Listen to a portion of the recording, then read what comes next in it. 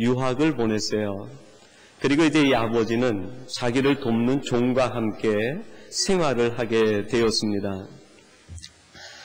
그렇게 시간이 오래 지났는데 갑자기 예기치 않게 이 아버지가 중병에 걸리게 되고 고칠 수 없다는 판단을 받게 되었습니다. 그리고 이 사실을 아들에게 알리려고 하니까 아들이 제 공부를 끝내지 못하고 오게 되면 그것도 역시 반쪽짜리 삶이 될 것 같아서 아버지가 급히 자신의 죽음을 얼마 동안 속이기로 하고 알리지 않기로 하고 종을 불러서 아들에게 주는 유언장을 쓰게 했습니다. 그리고 그 유언장의 내용은 그런 내용입니다. 내 모든 재산은 전부 이 종에게 준다. 그리고 아들은 자신이 원하는 것 한 가지를 선택할 수 있다. 가질 수 있다. 그런 내용의 유언장을 써서 종에게 주었습니다. 종이 그 유언장 내용을 보니까요. 이게 웬일입니까? 주인의 모든 재산을 다 자기에게 준다는 거예요. 그래서 이 아들이 정한 공부를 마칠 때까지 종은 자기 재산이니까 정성을 다해서 재산을 불립니다. 그리고 공부를 마치고 아들이 돌아왔는데 아들이 와서 보니까 아버님이 돌아가신 거예요. 그리고 종이 내미는 유언장을 아들이 받아서 보니까 기가 막히는 유언장이 자기 손에 들려지는 거예요. 아버지는 돌아가시고 모든 재산은 종에게 다 주고 자기는 겨우 자신이 원하는 것 한 가지만 가질 수 있다고 하는 그런 유언의 내용입니다. 그것을 보고 깊은 고민과 아버지에 대한 원망으로 사로잡히게 됐어요. 아무리 생각해도 아버지의 뜻을 알지 못해서 그 마을에 가장 존경받는 지혜가 있다고 하는 랍비에게 가서 이 문제를 상담하기로 했습니다. 선생님, 이런 일이 있을 수 있습니까? 제가 공부를 하고 오니까 우리 집안이 이렇게 됐습니다. 아버지는 내게 재산을 물려줘야 될 텐데 우리 집에 있는 종에게 모든 재산을 물려준다고 그러고 저는 그 중에 한 가지만 선택할 수 있다고 하니 이런 일이 있을 수 있습니까? 근데 그 유언장을 랍비가 받아들여 보더니요. 한참 있더니 고개를 끄덕끄덕 하는 거예요. 그러면서 이 젊은이에게 하는 말이 자네 아버지는 참 지혜로운 분이시네. 만약에 자네가 공부하고 있는 동안에 모든 재산을 자네에게 준다고 했다고 하면 이 종이 어떻게 하겠는가?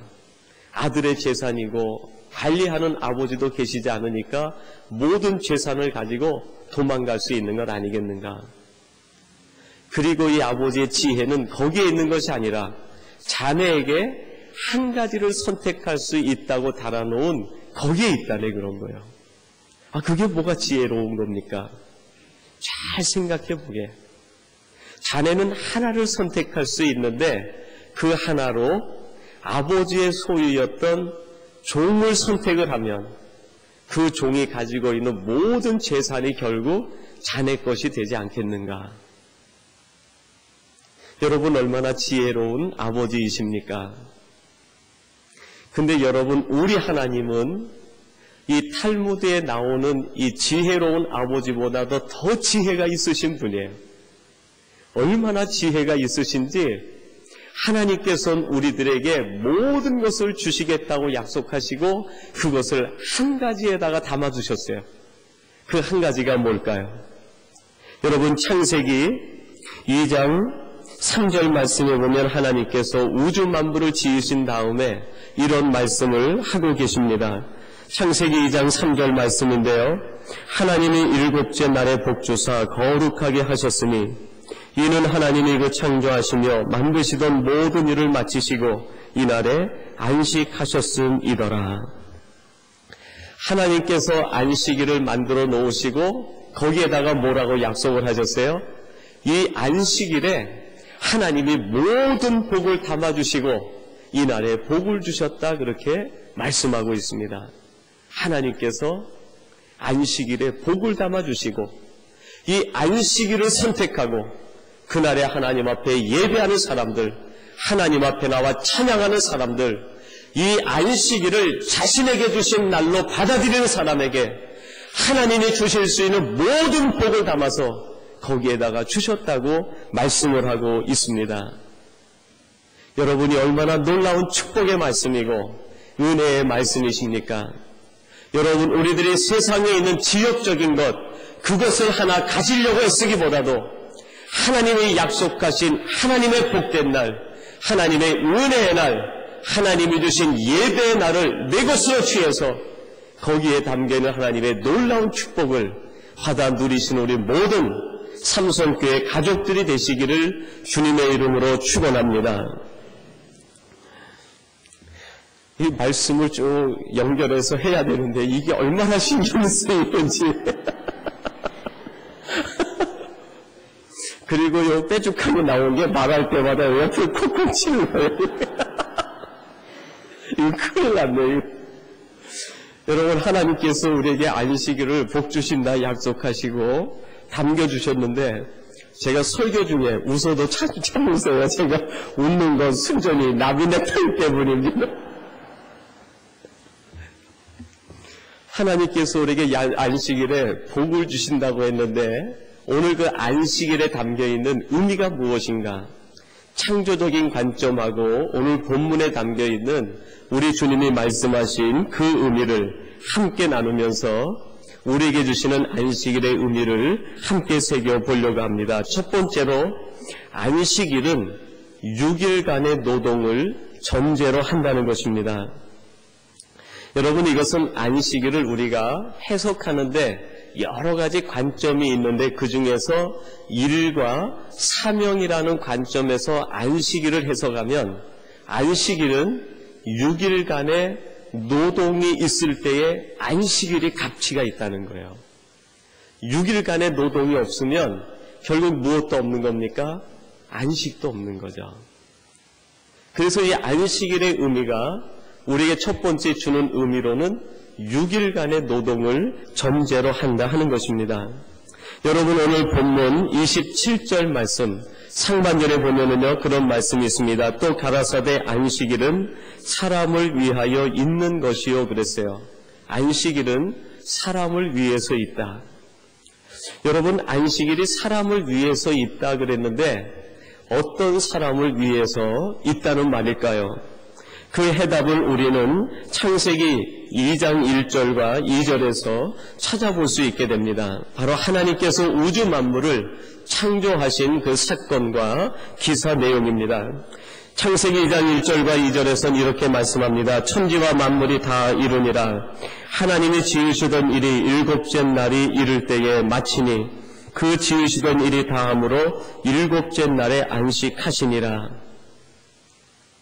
여러분, 하나님께서 안식의 날을 정하기 전에 먼저 말씀해 주시는 것이 있는데 그게 뭡니까? 하나님이 계획하신 모든 일들이 다 마치게 되었다. 하나님이 하시고자 하는 일을 다 하셨다. 그 뒤에 창세기 2장 4절에 보면은 안식일을 제정하시고 그날에 복을 주셨다고 말씀합니다. 하나님께서 안식하신 이유가 있는데 무엇입니까? 하나님이 계획한 일을 다 마치셨을 때, 하나님이 원하시는 일을 다 마치시고 하나님 마음에 품은 계획과 뜻이 이루어진 다음에 하나님은 안식하셨다고 말씀합니다. 여러분, 이런 의미에서 이 창조적인 관점, 일의 관점에서 안식일을 생각하면 안식일은 일곱째 날에 있는 것이 아니라 일곱째 날을 안식하기 위해서 6일 동안 하나님께서 계획한 모든 일들을 다 이루셨다는 데에 강조점이 있는 거예요. 오늘 이것을 우리한테 적용하면 어떻게 되겠어요?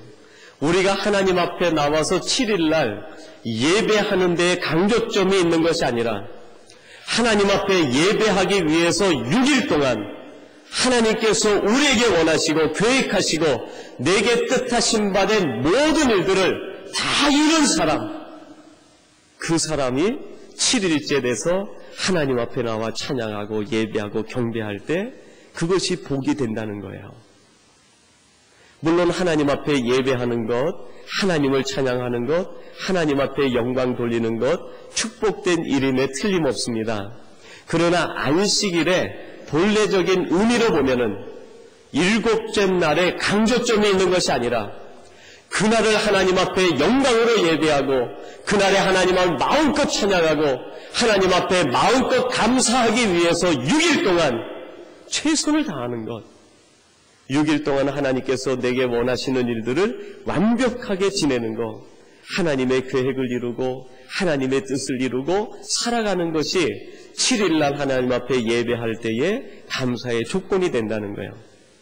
여기에 우리가 또 중요하게 생각하는 것 한 가지가 있는데 6일 동안 열심히 살고 최선을 다하는 것 중요합니다.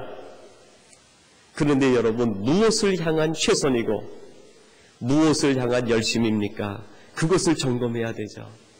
나를 위해 최선을 다하는 것, 나를 위해 열심을 다하는 것, 나를 위해 열정을 다하는 것, 그것은 결코 7일날 하나님 앞에 감사로 예배하기 위한 그 이유가 되지 않는다는 거예요. 나를 위해서가 아니라 무엇을 위해서요?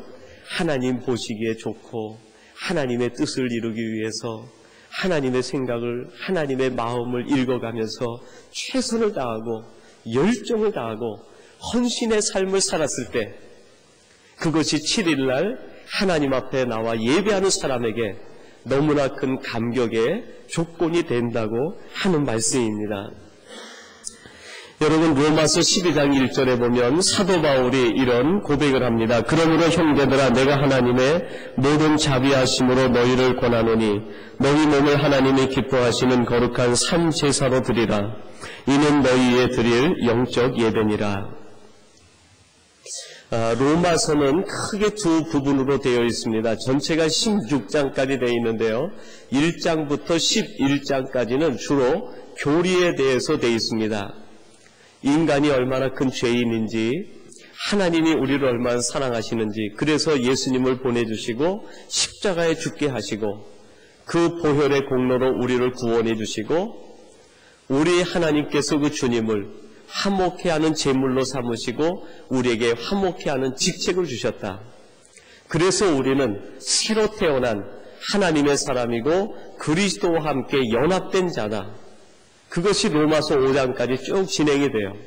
그리고 6장, 7장, 8장은 성령론이 나옵니다. 그러면 우리들이 이 땅에서 어떻게 하나님의 자녀다운 권세를 가지고 살아갈 수 있는가? 성령과 연합해서 성령이 우리에게 빌바를 알지 못할 때 우리 속에 오셔서 말할 수 없는 탄식으로 우리를 위해 대신 기도해 주시고 힘을 주시고 능력을 주시고 그분이 함께 하셔서 하나님의 자녀다운 삶을 살게 하신다. 그것이 1장부터 11장까지 진행되는 내용이에요. 그리고 12장부터 16장까지는 윤리를 얘기합니다.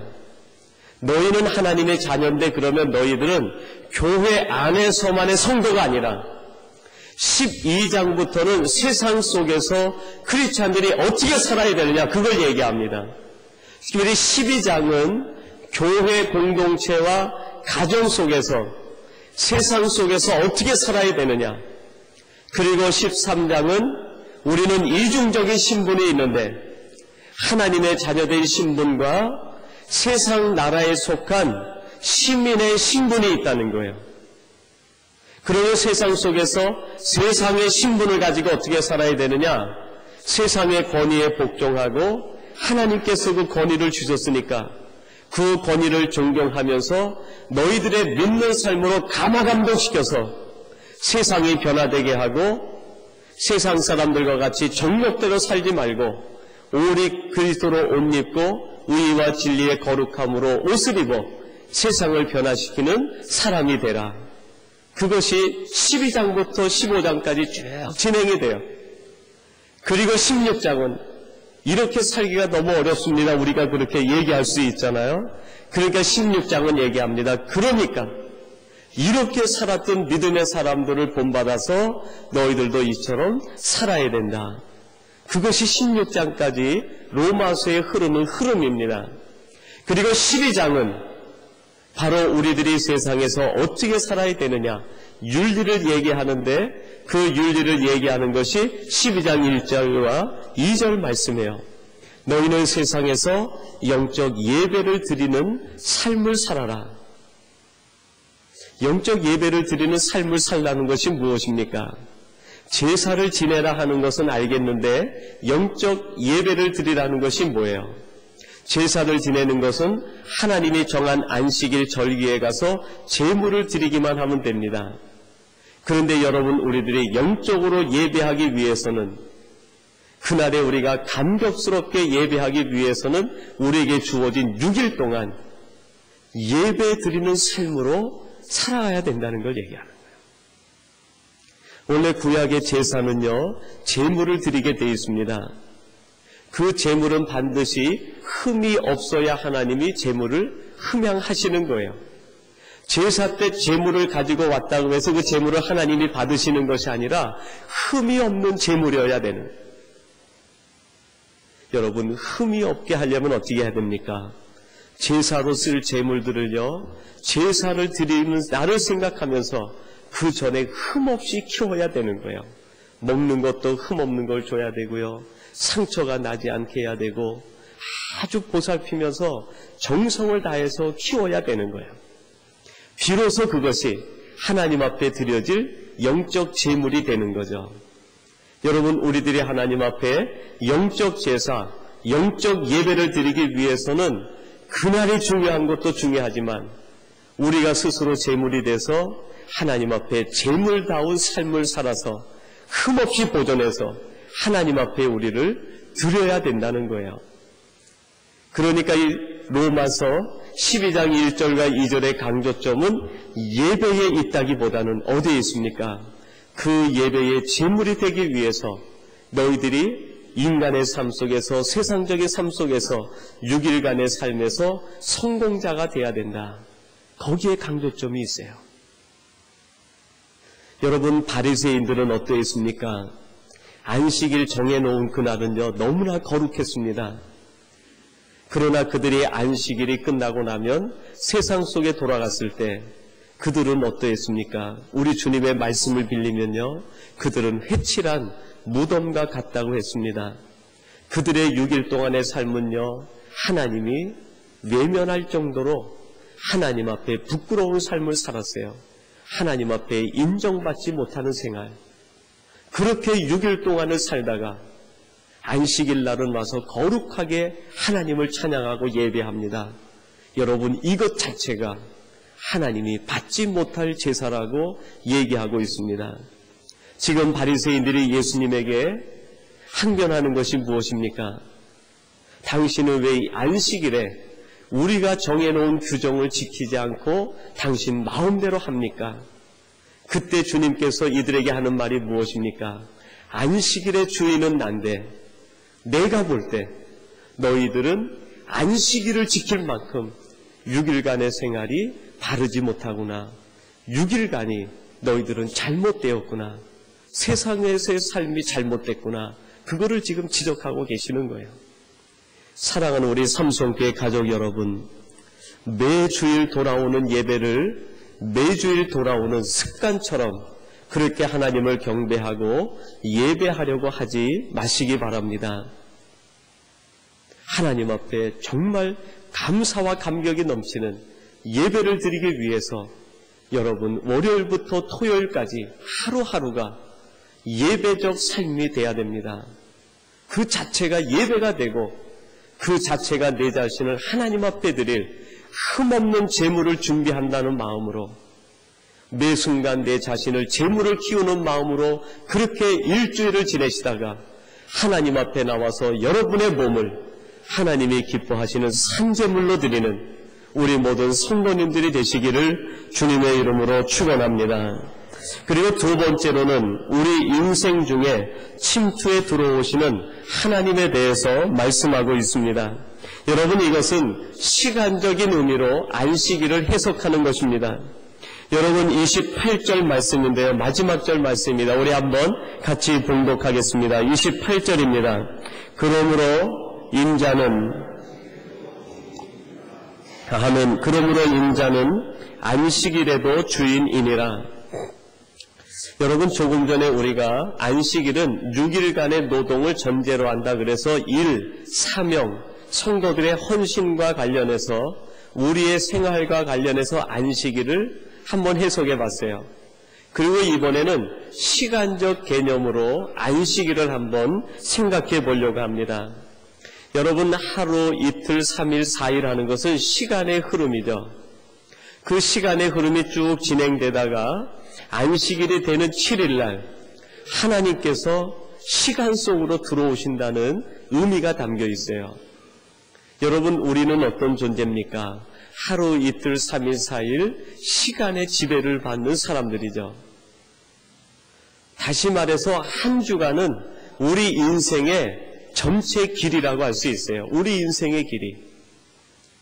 우리 인생의 길이 가운데에 하나님이 우리 속에 들어오시겠다고 약속한 날이 계세요. 그 날이 어느 날입니까?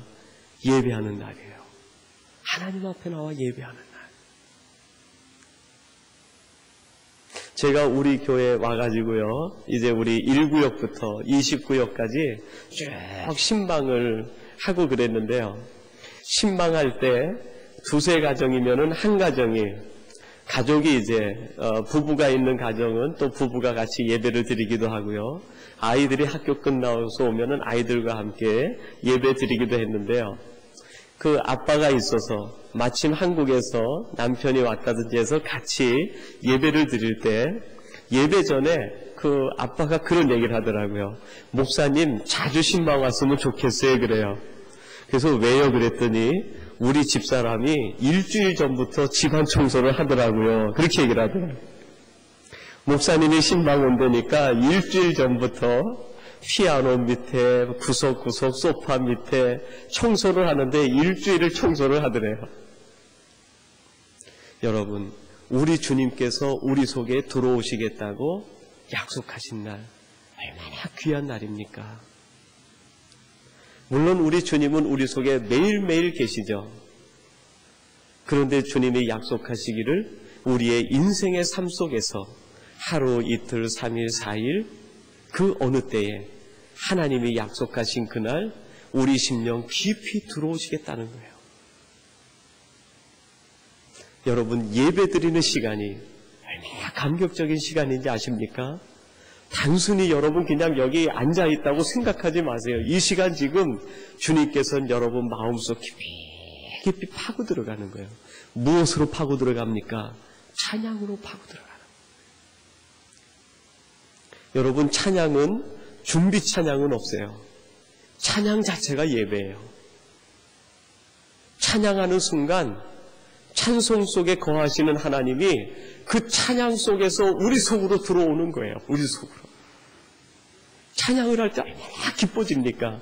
주님이 찬양과 더불어서 우리 속에 들어오니까 이 속에서부터요, 견딜 수 없는 막 기쁨이 솟아오르는 거예요. 여러분, 우리 청년들이 단기 선교 갔다 와서 보고를 하는데 그 보고하는 내용 중에 그런 보고를 하더라고요. 또 우리 중고등부 학생들이 수련회를 마치고 돌아와서 우리 부장님과 또 함께 보고를 하는데 그런 보고를 하더라고요. 그전에는 우리들이 찬양할 때 손들고 하는 것이 마치 거짓 같았어요. 자기를 뽐내려고 하는 것 같아요. 그랬는데 내가 은혜를 받고 보니까 나도 모르게 손이 올라가고 찬양을 통해서 뜨거워지고 감격이 넘쳤다는 고백을 하시더라고요. 여러분, 찬양 속에 하나님이 우리 속에 들어오시는 거예요. 기도 가운데 하나님이 우리 속에 들어오시는 거예요. 말씀이신 예수 그리스도 로고스 자체이신 그분이 말씀을 들을 때 우리 속에 깊이 들어오는 거예요. 제가 어린 시절에 겪었던 일 가운데요, 제일 하기 싫었던 것 중에 하나, 그 중에 하나가 있는 게 뭐냐면 물기로 오는 거였어요. 제가 어린 시절 살던 데가 천호동인데요, 천호동에 그때만 해도요 수도가 없었어요. 그리고 마을 어귀에 보면은 우물이 있고, 그리고 동네에서 조금 떨어져서 가면은 펌프가 있는데 그 펌프물은 그 물표가 있었어요. 물표를 가지고 표를 주면 지게로 한 통을 펌프로 길어가지고 가져올 수 있는 거예요. 근데 그 우물에서 두레박으로 기르는 물은요, 먹지를 못해요. 식수로 쓰지 못해요. 그 우물물은 항상 보면 물이 좀 뿌예요. 이렇게 흙탕물이 섞여 있는 것 같아요. 그 우물의 길이가 얕으니까 흙탕물이 섞여 나와요. 비가 온다든지 하면은 그 물은 완전히 흙탕물이 돼버려요. 그거는요. 그냥 옆에 있는 도랑의 물이 그대로 지하수로 들어오는 것 같아요. 그래서 그 물은 길어다가 뭐 빨래한다든지 세수한다든지 그럴 때 쓰고, 식수로 쓰는 물은 더 멀리 가서 펌프질을 해가지고 돈을 주고 그 물을 사왔어요. 지게를 양쪽에다 지고 그 물지개를 지고 올 때는 요령이 있어야 돼요. 아마 여기 계신 어르신들 중에서 물지개를 지신 분들이 계실 텐데, 이게 걷다 보면은 물지개하고 몸하고 이게 율동이 맞아야 돼요. 이게 같이 올라갔다 같이 내려가야 물이 넘치지 않는데요. 처음에 잘못하면은 물은 절반 쏟아지고 옷은 타졌고. 여러분, 그 펌프 물은요, 지하수 깊이 파이프를 묶고 있으니까 홍수가 나도 모든 물이 지저분해져도요, 거기서 나오는 물은 생수가 나오는 거예요. 맑은 생수가. 여러분, 하나님께서 우리에게 내가 내 속에 침투에 들어가겠다. 여러분, 조금 더 제가 놀라운 말씀을 드릴게요. 우리는 시간적인 존재예요. 우리는 시간의 지배를 받습니다. 우리는 시간적인 것만 알아요. 눈에 보이는 현상만 알아요. 그것이 우리의 한계죠. 그런데 예배 때 안식일에 누가 우리 속으로 들어오겠다고요? 하나님이, 주님이 들어오시겠다는 거예요. 근데 하나님 주님은 어떤 분입니까? 시간적인 존재가 아니라 그분은 영원하신 분이에요. 시간을 초월해 계신 분. 그 영원하신 분이 우리 속에 들어올 때 시간적인 존재인 우리들이 무엇을 알게 될까요? 영혼을 알게 돼요. 영혼. 예수 믿는 사람은요, 세상 사람들과 아는 것이 달라요. 세상 사람들은 눈에 보이는 걸 알지만 우리는 뭘 압니까? 눈에 보이지 않는 영혼의 세계를 알아요. 눈에 보이지 않는 천국의 세계를 알아요. 여러분, 이것을 본 사람은요, 삶이 달라집니다. 영혼을 본 사람은요, 삶이 달라져요. 인생이 달라져요. 고난이 있어도 고난을 고난으로 보지 않아요. 내게 큰 고통이 있어도 그 영혼을 본 사람은 그거를 고통으로 보지 않아요. 사랑하는 성도 여러분, 이래도 이것이 축복이 아닙니까? 하나님께서 우리에게 주신 축복이 아니겠습니까? 시간적인 존재인 우리들이 예배를 통해서 영원하신 하나님을 만나고 그분이 우리 속에 깊숙이 들어오시겠다. 그래서 무엇을 깨닫게 합니까? 영혼을 알게 하시겠다는 거예요. 천국을 알게 하시고 내세를 알게 하시고 우리의 사후세계를 알게 하시고 우리의 미래를 알게 하시고 우리의 꿈이 되고 희망이 되고 미래가 되시겠다는 거예요. 또 한 가지 중요한 게 있어요. 뭐가 중요할까요? 우리 인간적인 조건으로 딱딱하게 쌓여있는 우리들을 우리 하나님이 들어오시면서 우리를 쪼개시는 거예요. 인간적인 껍데기로 쌓이고 쌓여있는 우리들을 예배를 통해서 영원하신 하나님이 들어오면서 우리를 쪼개시는 거예요. 여러분, 하나님의 말씀 기억하시죠? 하나님의 말씀은 살아있고 운동력이 있어서 그 말씀이 우리 속에 들어오면 우리의 골수와 뼈까지도 쪼개는 거예요. 우리의 생각을 쪼개는 거예요. 우리의 잘못된 생활을 쪼개주시는 거예요. 여러분, 이게 얼마나 큰 안식일의 복이고 예배하는 자가 누리는 복입니까? 여러분들이 이 같은 복을 누리게 되기를 주님의 이름으로 축원합니다. 마지막 세 번째로는 영적 재충전의 날입니다. 27절에 이렇게 말씀합니다. 또 가라사대 안식일은 사람을 위하여 있는 것이요 라고 했습니다. 안식일은 사람을 위해서 있다 그랬습니다. 안식일은 사람을 위해서 있다. 여러분이 사람이라고 하니까 우리 신약적인 개념으로는 굉장히 지적인 존재, 능력 있는 어떤 것은 사람을 연상하게 되는데요. 구약적인 배경에서 사람은 뭡니까? 아담마예요. 아담마. 하나님께서 최초로 사람을 빚어 만드시고 이름을 지었는데 뭐라고 지었어요? 아담 그랬어요. 근데 그 아담의 뜻이 뭡니까? 아담아 그래서 흙 그런 뜻이에요. 먼지, 흙. 여러분, 우리들이 흙이고 먼지입니다.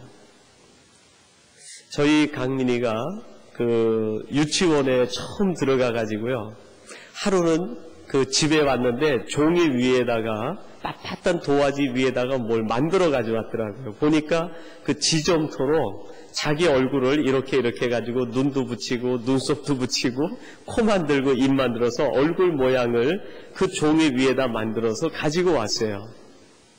그리고 약간 축축하더라고요, 그게. 근데 보니까 참 잘 만들었어요. 내가 봐도 꼭 강민이 같아요. 이 아빠가 보니까 그렇지 다른 사람이 보면 돼지같이 만들었는데, 저는 또 이제 오늘 집에 가면 강민이한테 죽었어요, 이제. 제가 말씀 전하고 집에 가서 강민이 얘기 나오면, 아빠, 왜 또 내 얘기했어? 뭐 이러면서 협상을 하는데. 근데 그 종이로 만들어 놓은 것을 찬장에다 놓고요, 다 잊어버린 거예요, 식구들이. 그게 어디 있는지도 모르고 돌다가 집을 청소하는데 그것이 나왔는데 보니까 바싹 말라가지고요, 금이 쫙쫙 가고 코도 떨어지고 눈썹도 떨어지고 얼굴도 떨어지고 제 모습이 아니더라고요. 여러분, 우리들이 흙이에요, 흙. 하나님의 생기가 우리 속에 있으면 우리의 모양이 갖춰진 것 같지만, 하나님의 영이 우리 속에서 빠져나가면 우리가 바싹 말라버리는 거예요.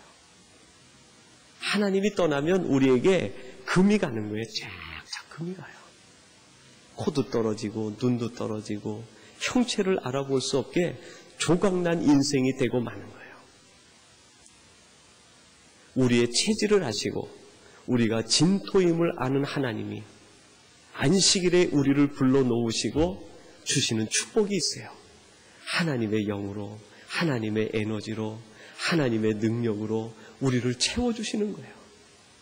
그래서 금갈 우리 인생이 예배를 통해서 금이 가는 것이 아니라 더 단단한 형상을 만들게 되는, 쪼개지고 부서져야 마땅한 우리들이 예배를 통해서 하나님 앞에 나와 경배하고 찬양하고 하나님이 주시는 이 놀라운 축복의 날에 하나님을 예배함으로 하나님이 우리의 쪼개질 수밖에 없는 인생을 싸매주시고 또 만들어주시는 거예요.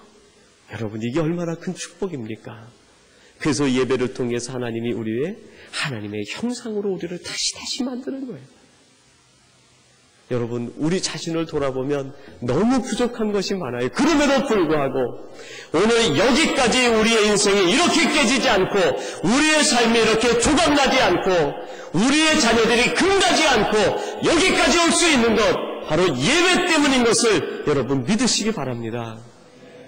우리가 그렇게 부족하게 예배드리고 하나님이 만족하지 못하는 예배를 드렸음에도 불구하고 그 예배를 하나님이 받으시고 우리를 치료하시고 회복하신다는 거예요. 그렇게 했는데도 여기까지 우리 하나님이 지켜주셨는데, 정말 하나님이 기뻐하시고 하나님이 원하시고 하나님이 만족할 만한 예배를 드린다고 하면, 그 감사와 찬양을 우리가 하나님 앞에 드린다고 하면, 여러분, 하나님이 얼마만큼 우리를 축복하시겠어요?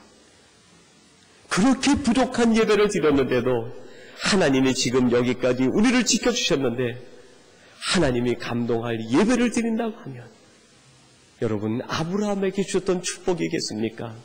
이삭에게 주셨던 축복이겠습니까? 요셉과 다니엘에게 주셨던 축복이겠습니까? 저는 확신합니다. 그것 이상으로, 그것보다도 더 하나님이 말씀하신 약속 그대로 하나님이 예배하는 자에게 주겠다고 약속한 그 모든 축복을 주실 줄로 믿습니다. 이 축복을 받아 누리시는 우리 삼성교회와 온 가족이 되시기를 주님의 이름으로 축원합니다. 하나님 아버지, 감사합니다. 오늘 주신 말씀을 통해서 안식일의 의미를 되새겨 보았습니다. 하나님, 이 시간 주신 말씀 통하여 저들이 다시 한번 결단하게 도와주시옵소서. 예배의 성공자가 되게 하시고, 세상에 그 어떠한 것이 있다 하더라도, 세상에 그 어떠한 화려한 것, 좋은 것이 있다 하더라도 예배를 양보하지 않게 하시고, 예배에 우리의 삶의 손패를 걸게 하시고 성공의 삶을 걸게 도와주시옵소서. 우리 자녀들이 예배를 소홀히 하지 않게 하시고 예배에 승리하는 우리 자녀들이 되게 해 주시옵소서. 우리 삼성교회 모든 가족들이 되게 해 주시옵소서. 주시옵소서. 예수님의 이름으로 기도하옵나이다. 아멘.